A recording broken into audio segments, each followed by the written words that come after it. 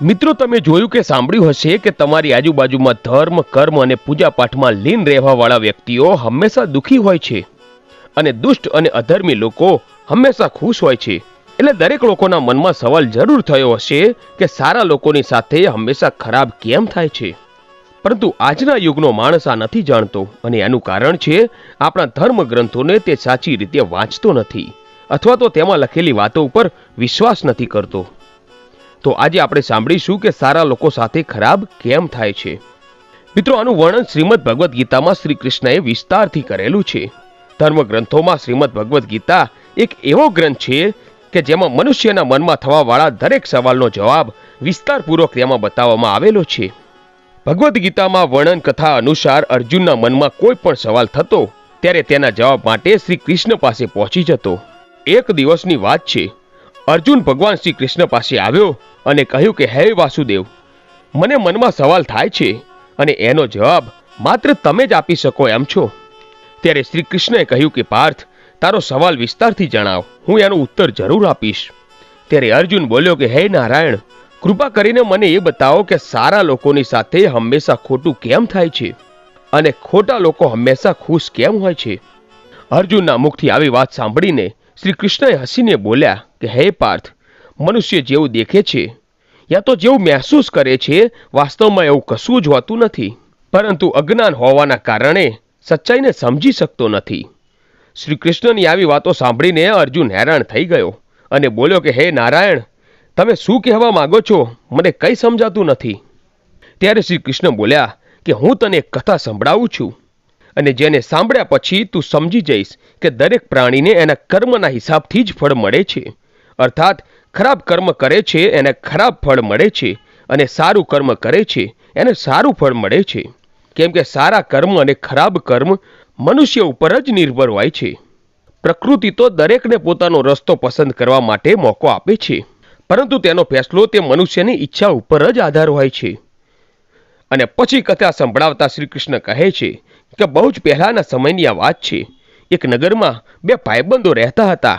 એમાંથી એક પુરુષ વેપારી હતો. તે જીવનમાં ધર્મ અને નીતિથી ચાલતો અને એ પૂજાપાઠ અને ભગવાનની ભક્તિમાં ખૂબ જ વિશ્વાસ રાખતો હતો. ગમે તે થઈ જાય પણ તે રોજ મંદિરે જવાનું ન ભૂલતો. હવે બીજી બાજુ આ નગરનો બીજો પુરુષ એ અલગ જ હતો. તે રોજ મંદિરમાં જતો, પરંતુ પૂજાપાઠ કરવા માટે નહીં, પરંતુ મંદિરની બહારથી ચપ્પલ અને ધન ચોરવા માટે. એને દાન, ધર્મ, ન્યાય, નીતિ આ બધાથી જ કશું કંઈ લેવા દેવા ન હતું. માત્ર એટલું જ કે તે મંદિરમાં જઈ ત્યાં ચોરી કરતો હતો. આમ સમય વીતે છે અને એક દિવસ આ નગરમાં રાત્રે જોરદાર વરસાદ થયો અને એ દિવસે તે નગરના મંદિરમાં પંડિત સિવાય કોઈ જ ત્યાં હતું નહીં. અને આ વાત જ્યારે આ પુરુષને ખબર પડી તો એના મનમાં વિચાર આવ્યો કે આ જોરદાર મોકો છે મંદિરની અંદરથી ધનને ચોરવાનો. અને આમ વિચારીને તે ચાલતા વરસાદમાં જ મંદિરે પહોંચી ગયો અને ત્યાં પહોંચીને પંડિત જોવે નહીં એમ ધન અને ઘરેણાં ચોરીને ભાગી ગયો. અને એ જ સમયે ત્યાં ધર્મ કર્મમાં વિશ્વાસ રાખવા વાળો પેલો બીજો પુરુષ ત્યાં આવે છે અને ભગવાનના દર્શન કરે છે.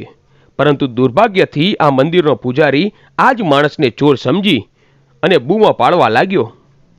પછી મંદિરમાં લોકોની ભીડ જમા થઈ. બધાએ વેપારીને ચોર સમજી અને અપમાનિત કરી અને ખૂબ જ માર માર્યો.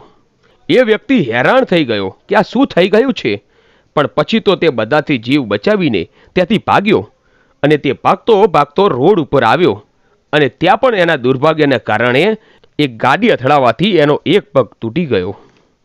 અને પછી ત્યાંથી લંગડાતો ઘરે જતો હતો ત્યાં રસ્તામાં એણે જોયું તો એનો બીજો ભાઈબંધ ત્યાં નાચતો હતો કે જેને મંદિરમાંથી ચોરી કરી હતી. તે બોલતો હતો કે આજ તો મારી કિસ્મત બદલાઈ ગઈ, એક સાથે આટલું બધું ધન મળ્યું છે.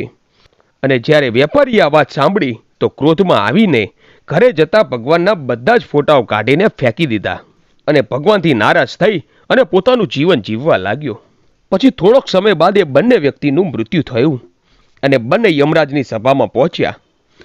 અને ત્યારે એ વેપારીએ પોતાની બાજુમાં ઉભેલા ચોરને જોઈને ક્રોધિત થઈને યમરાજને પૂછ્યું કે હે પ્રભુ, હું હંમેશા સારા કર્મ કરતો હતો, પૂજા, દાન, ધર્મમાં વિશ્વાસ રાખતો હતો અને એના બદલે મને જીવનભર માત્ર અપમાન અને દર્દ જ મળ્યું. અને આ અધર્મ અને પાપીને નોટોથી ભરેલી પોટલી. આખરે આવું કેમ પ્રભુ?